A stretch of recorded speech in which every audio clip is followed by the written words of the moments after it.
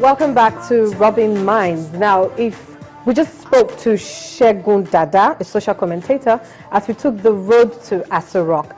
And I have another guest with me right now in the studio. His name is Mr. Matthew Adedoyin, and he's a child psychologist.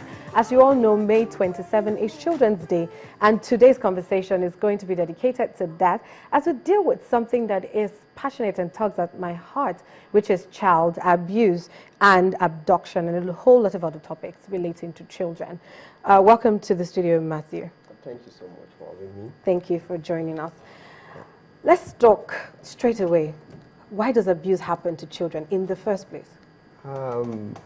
Abuse happens majorly because some of the people that abuse kids, they've been abused themselves. Okay.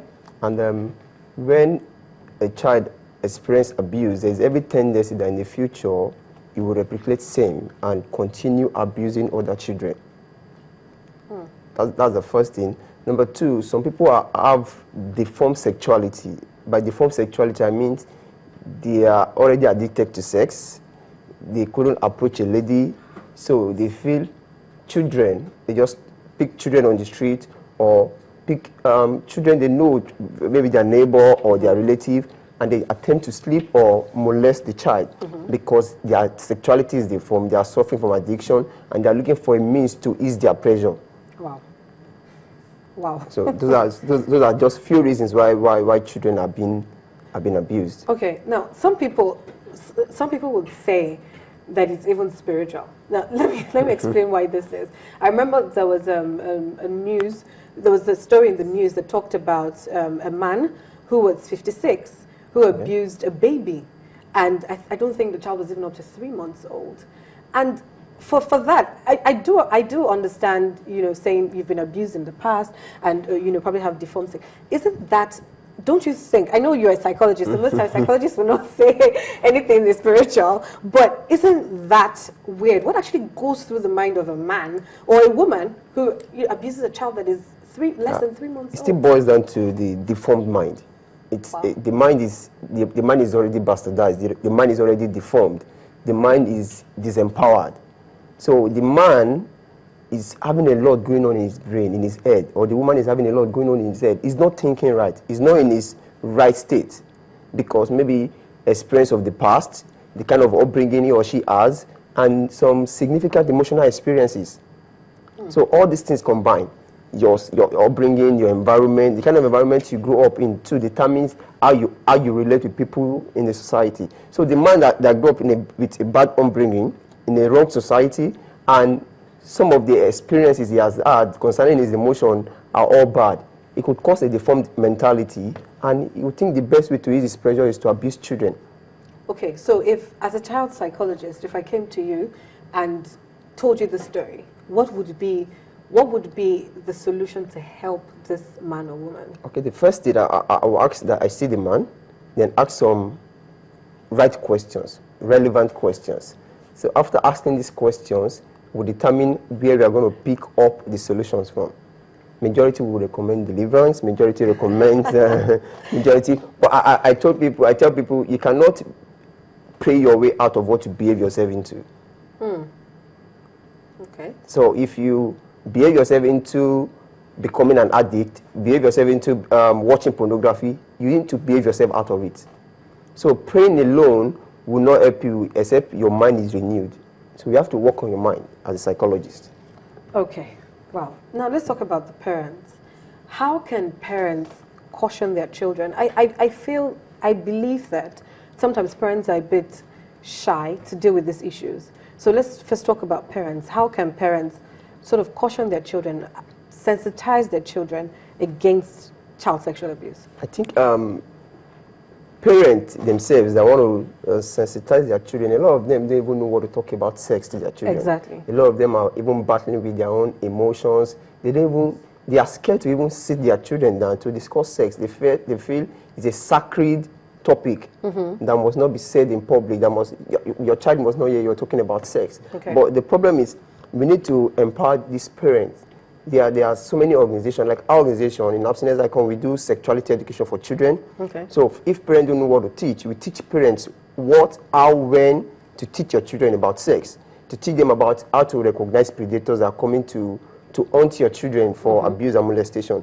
So parents need to meet sex educators, people that teach the right sex education, that don't hide names. You call the names it is to children. Imagine you calling the genitals, you're calling genitals banana, and an uncle comes and said, maybe Nike, come and eat banana, and you, the parent, you've told your child that your genitals means banana, and your uncle told the child, your parent told you this is banana, and he's taking banana from the uncle. Means he or she started having sex with this person in question because the parent have told the child your genital is called banana. But if the parent know what to teach, call the right names, call the genitals what they bear, call the breast what they bear, it's going to help a lot. Well, that means parents themselves have to sort of let go of their inhibitions, because a lot of parents have those inhibitions where they even let's not even say to their child, some parents even cannot call the names as is some of them in the first place among 18-year-olds and above, how much more children. So I think that means parents need to begin to learn to work through their inhibitions. They need to walk through that. Wow. Okay, so let's talk about predators, because when you mentioned that, now, a lot of times when child sexual abuse happens, it actually happens with relatives or people they know and sort of have respect and trust for. Now, some mothers are a bit scared about having that conversation because they sort of become paranoid. So uncles are now predators or possible predators. You have teachers that are possible predators. How can parents advise their children against this? Because it's a very touchy subject, especially when you have uncles that, there are uncles in the Nigerian culture. We have uncles that are father's friends, uncles, and then we have uncles that are uncle blood relations. So how would parents be able to approach that subject? In our trainings, we tell parents that uncle is not a name. Uncle is not a name. You let your children call everybody by their first name. In Nigeria? As in, if you want to attach the title uncle, you can attach the title uncle. Okay. But let him be Uncle Matthew, Auntie Nike, Auntie Bimpe. Let them know, so that if the predator is abusing your children, your child, you ask the child, what happened to you? Who did this to you? Be able to mention the person's name. Because if the child mentions uncle, nobody knows who the uncle is. And I think I appreciate Montessori schools. They allow the children call their teachers by either Mr. So-so-and-so or Miss So-so-and-so. They don't allow them to just call them uncle, so that they get to know the name of these teachers. And so that whatever is happening between them and the teacher, they mention the particular person that is doing it to them. And parents should let their children, like I have a 3-year-old niece at home. So one day I was teaching her on sexuality education, and I was telling her, I said, your 3-year-old niece? Yeah. Okay. So I was telling her, I said, don't allow any uncle puts you on his lap. So one day she was crying, and I carried her to, she just flew. He said, you told me not to allow anybody to sit on my lap. And consciously I was like, okay, fine, you're learning this. Okay. So, but if these uncles begin to love these children, and they begin to experience, because individuating starts at the age of 2. A child start becoming an individual at the age of 2. Okay. So I've seen a child that he sits on the mom's lap, went back, sit on the dad's lap. He was seeing so different things on their lap. So the child was asking, Dad, what is happening to, when I sit on your lap, I'm feeling something, but on mommy's lap, I'm not seeing anything. So the child understands something is going on. And these parents they shy away from this. Okay. They say, after all, it's their uncle, it's the cousin, it's the big brother. They should go on and do anything with them. And these people are the predators that eventually will abuse the children. And in the future, you see your child, see an uncle and begins to feel like, I don't like this man. You'll be wondering, why won't you like this man?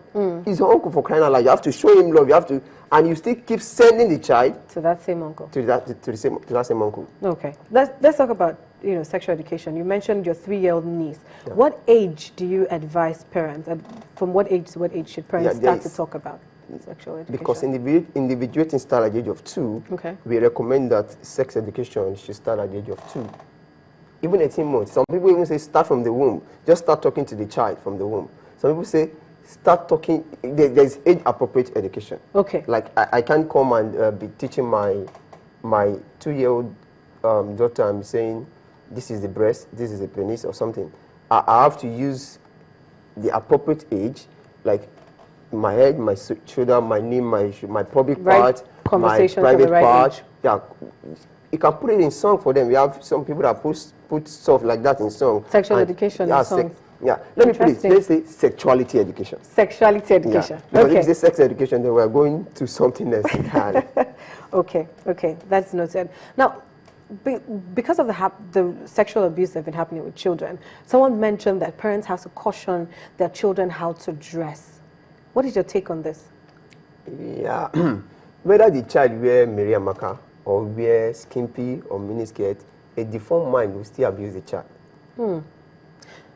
So which means it's not about what they see per se.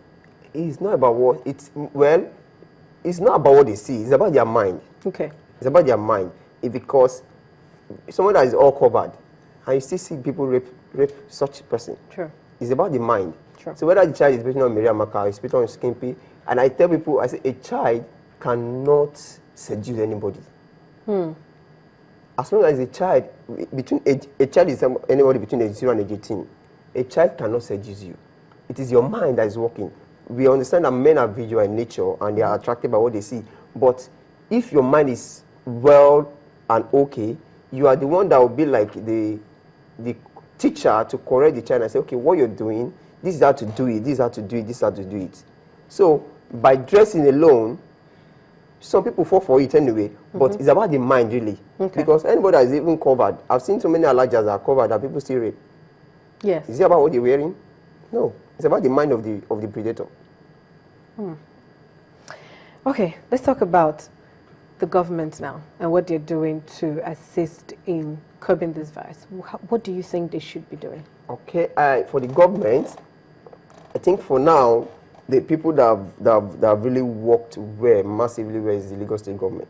Okay. And when it comes to the issue of abuse, they've been very, very supportive, especially the Ministry of Women Affairs and Poverty Alleviation. But I think it's not enough.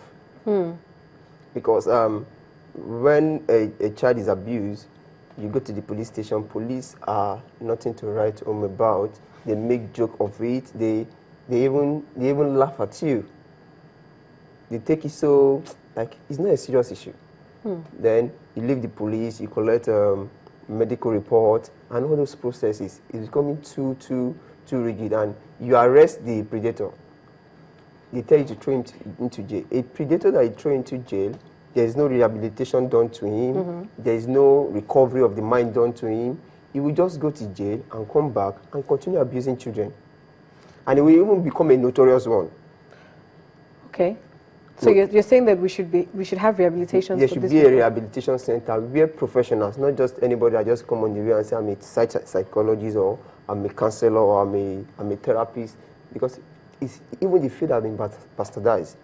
And somebody that abused children will say he's a therapist, and you bring children to him or her, he also will be abusing the children. Yeah. Because abuse has two tendencies. It can make you grow love for what you have been abused on, or make you dislike it. So when a child is being abused and he enjoys the sex, anybody can come in and he wants the sex from such a person. I've experienced a girl of 11 years old was brought to our organization, and the girl was begging me to sleep with her as a psychologist. Wow. So I had to start working, and it took about 3 months for us to work on her mind, for her to be okay.